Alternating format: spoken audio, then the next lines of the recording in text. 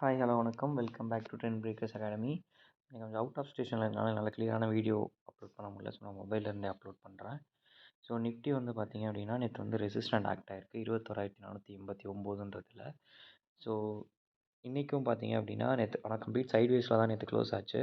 So bank Nifty கொஞ்சம் கீழே இறங்கி திரும்ப சைட்வேஸ் போச்சு. ஐடிஸ் வந்து கம்ப்ளீட் வாலட்டிலிட்டி. ஸோ அதனால் நிஃப்டியால் பெரிய லெவலில் மூவ்மெண்ட் கொடுக்க முடியல.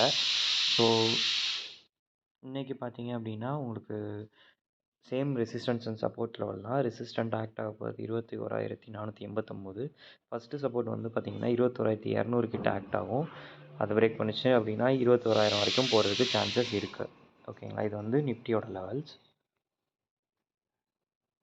ஸோ பேங்க் நிஃப்டியோட லெவல்ஸ் வந்து பார்த்திங்க அப்படின்னா சேம் அவனும் வந்து ரெசிஸ்டன்ட் ஆக்ட் ஆகிருக்கான். 48,200 வந்து ரெசிஸ்டன்ட், கீழே சப்போர்ட் லெவல் வந்து 47,300 வந்து ஆக்ட் ஆகும். ஓகேங்களா, இது வந்து பேங்க் நிஃப்டி.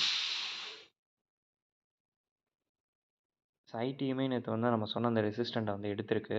ஸோ காலையிலேயே டச் பண்ணிட்டு ஃபுல்லாக கம்ப்ளீட்டாக செல் ஆயிடுச்சு.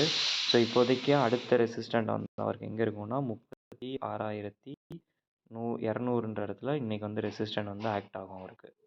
ஓகேங்களா, ஓகே.